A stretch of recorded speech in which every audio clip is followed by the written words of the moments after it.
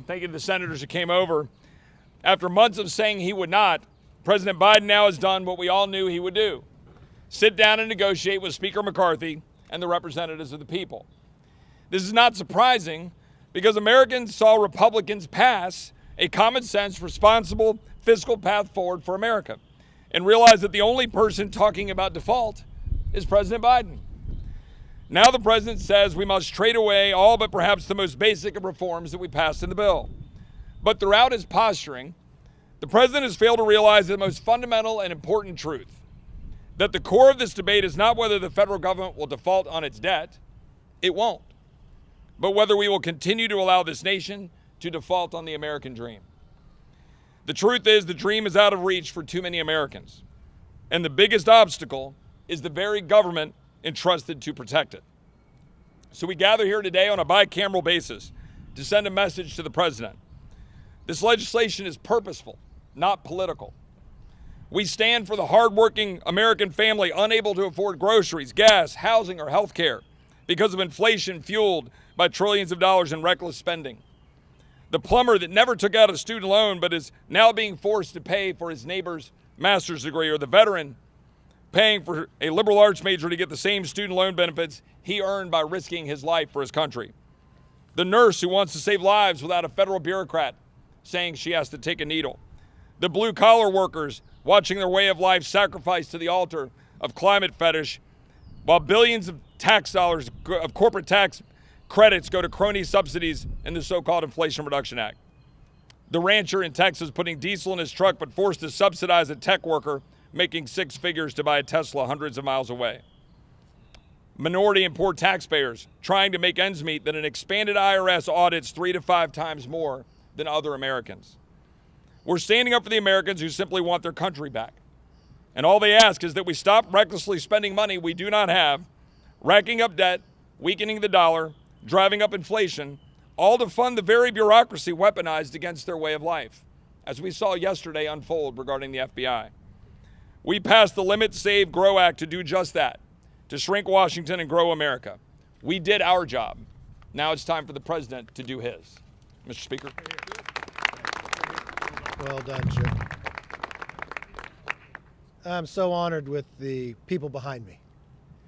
You know, the president, 105 days ago when I sat with him, said he wouldn't negotiate. America's too great to have such a small, petty idea as that. Americans believe you should talk. We wanted to talk the entire time. But when he refused to take action, we did take action. We took action for the American public. You know, I watched Elise come up here and talk. Her throat's a little sore. She's been talking a lot, but she's a new mom. It's her first Mother's Day. I don't know if you've ever met Sam, happiest guy you've ever seen. But you know what? When Sam was born, he was handed a bill for $94,000. $94,000 to every new child born in America. That's the legacy that's being left. But we decided enough is enough. We actually want to give them a future, give them an opportunity, give them the ability to go further than the generation before them. And this is the moment in time to make that stand. The only question is whether we have a Biden default or not. It's the president himself. We passed something reasonable and sensible. All we say is let's spend what we were spending 5 months ago. Let's save, and the money that we have appropriated that hasn't been spent for 2 months, let's bring it back to the hardworking taxpayer. Let's put some caps on what the future Congresses can spend. Let them spend more, but only grow by 1%. And let's unshackle what holds the greatness of this nation back to build. Let's cut the red tape to have that permitting reform. And you know what? Let's help those that need a challenge to take them from poverty to a job. We've known it works. We've seen it work before. Let's not settle for what we have today. Inflation, dependency on China, runaway spending. Let's know what America can be and let's achieve it. With that, let's take some questions. Yes, sir. Next, while Republicans Republicans have proposed this plan to the president. You still have Democrats who are still trying to put certain different plans, federal spending, looking at things like FMLA. They're still trying to put that on the table. Is there still an avenue that Republicans would entertain those federal programs, or is that something that's completely off limits? Look, the way the founders created this government, which is so amazing, the House passes the bill, the Senate could pass a bill, and then we could go to conference. Unfortunately, the Senate under Schumer, the only thing I think they've passed, what I've noticed is March is Maine maple syrup month. I don't know if they want that in the bill or not, but I would entertain that. There's nothing to go to conference with a Democrat idea. And the sad part, when I sit with the Democrats, their ideas are old. You know what they think? We should just tax more. But anyone who would look at what's going on, if you look at the 50-year average of what comes in from the taxpayer of America, normally we bring in 17% of our GDP. Right now we're bringing almost 20%. Do you know how many times in modern history that has ever happened? That much? Only 2 times, in 1944 and 2000. But if you look at how much this government is spending, on a 50-year average, we usually spend 21% of GDP. He's at 23.6 going to 25. It is not a revenue problem. It is a spending problem.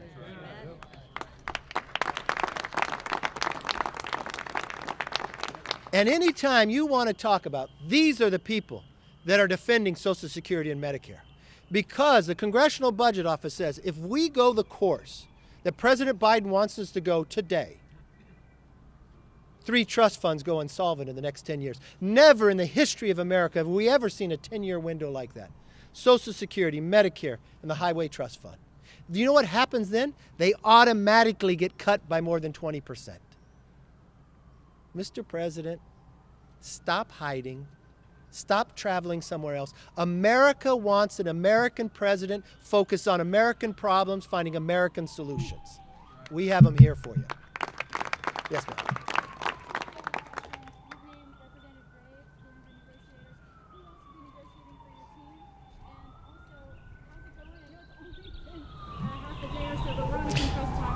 Look, I go in the room as well, and my staff, and the president has put 2 people in there. If there's certain topics come in, I'll have certain other members come in and talk as well. The difficult part here is the timeline. We didn't act based upon what Yellen said, because she says this was months later. We acted because we never wanted to be here. This is the worst way to govern. And I hope the American people see that the Republicans in the House do not ignore problems. The Republicans in the Senate want to take it up, but Schumer won't allow it. We take action and find solutions, and that's the way we want to govern. Yes, ma'am. Senator Kavanaugh said she wanted to stop the Holocaust claim. Do you honestly think that President Biden should not attend G7? Look, he's the President of the United States. He's a grown man. He can make a decision where he wants to go. And he could travel any place he wants. The only thing I know, if you thought for the last 97 days you were never going to negotiate, what are your priorities? I think America wants us to solve American problems first. He could decide whatever he wants to do.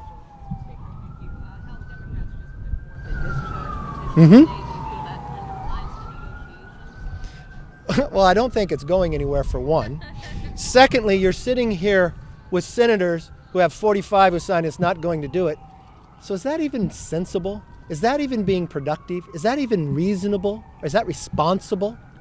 It seems to me that would be playing into a Biden default. I think America public is tired of those political games.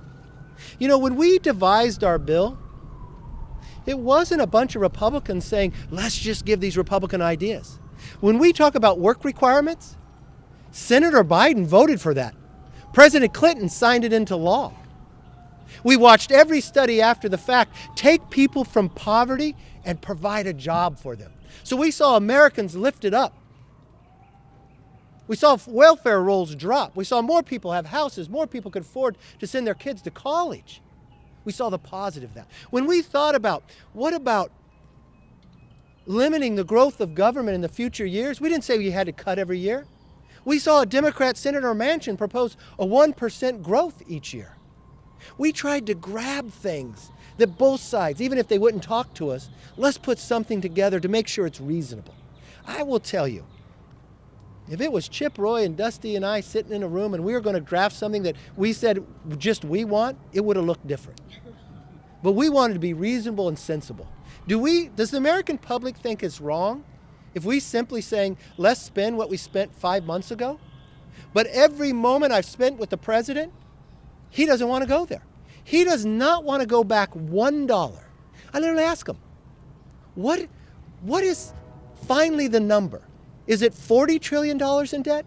How much before you say, let's stop borrowing from China and not looking at places that we're wasting our money in? Every household does that, and we should do it too. Yes, sir.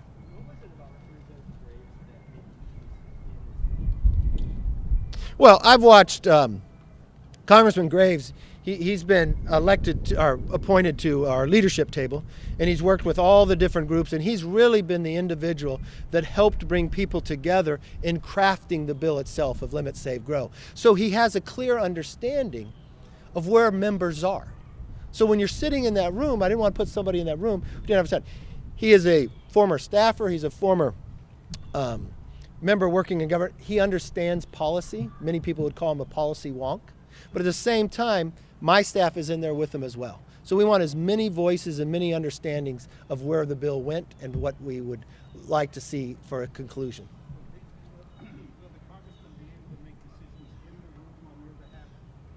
Yeah, we talk very frequently. I go in the room as well. So I think if the administration can make decisions with the president out there, we'll be okay. Yes, sir.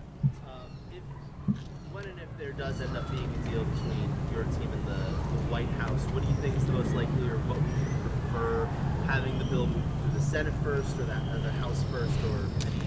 Look, what happens now is, with Schumer and the president saying all along, I won't negotiate the debt ceiling, they have to be separate, you don't have the time to play those political games anymore. It takes so many days to get through the Senate, so many days through the House. We have a 72-hour rule, which I'm not going to break. I think the American public and all the members should have 72 hours to read what we end up with, if we're able to end up with it. I think the House should go first, and we can send it to the Senate. I know that the Senate, I guess, is out of session, but I'm sure they'll come back. Yes, sir. President Biden just said he's confident this will get paid, but he also said on work requirements he'd accept not anything of any consequence. I don't understand anything that has consequence. This is a senator who voted for work requirements. Listen, I think when you're sitting in the room and you're listening to the American public, why wouldn't he want to help people get out of poverty? But listen to really what he's saying. So the decision he's making in his mind is, if he doesn't want to have something that has consequences, he wants to borrow more money from China to pay an able-bodied person who has no dependents, not even to look for a job, not even go to school for 20 hours.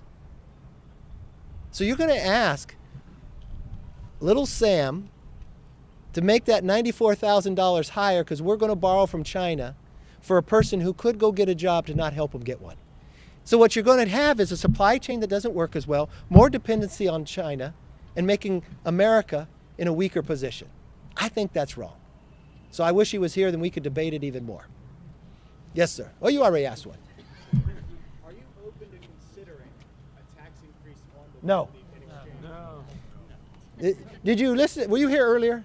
No, I'm not being a jerk. But have you read the CBO numbers or anything? Yes. Okay, so on a 50-year average, we normally bring in 17% of GDP. We're bringing in 20%. You know how many times in history we've done that? Twice. 1944 and 2000. So if we're bringing in normally 17, we're bringing in 20, that means we're bringing in more money than any time in American history. But what we're spending, for the last 21 years, we spent more money than we brought in.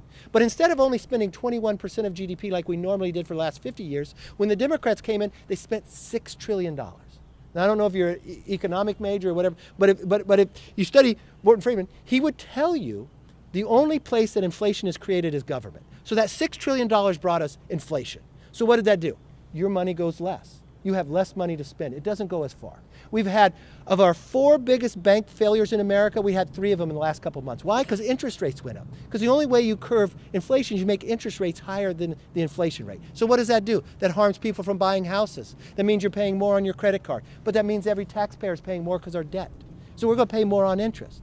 But he went all the way up to 23%. So we're spending more than we spent in 50 years, but we're bringing in more than we've been in 50 years. So I go back to your question. Having that knowledge now, would you raise that question again? Yeah, but would that be a way to No. some of the provisions? No, it's very clear. You know what I told the president 105 days ago when I sat in the Oval Office?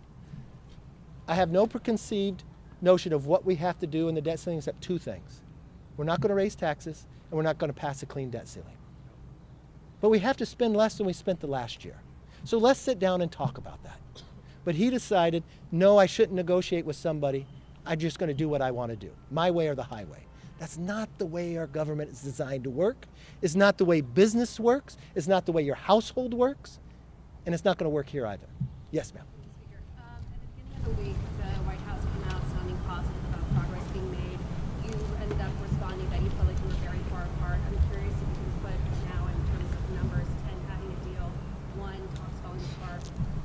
On that scale, how close are you to having a deal? Look, I don't know on a scale. I'm not going to scale you. But I'll tell you this. Earlier in the week, all the way through this, I just want to be honest with the American public. I went to Wall Street more than a month ago to warn them we're not meeting. It's a problem. I went to you day in and day out, and you made fun of me.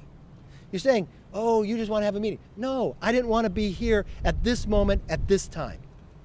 Then we passed our own bill. We never would have had a meeting had we not raised the debt ceiling ourselves. We put an idea of how to do it. The only thing I'm more optimistic about, he finally agreed to something that every other time we've been able to solve a problem has worked, the structure of negotiations. But now we're along such a short timeline, it makes it almost harder. But if there's one thing you know from me, I never give up. I have the grit, the perseverance, and we're going to get it done. Thank you all very much. Great job.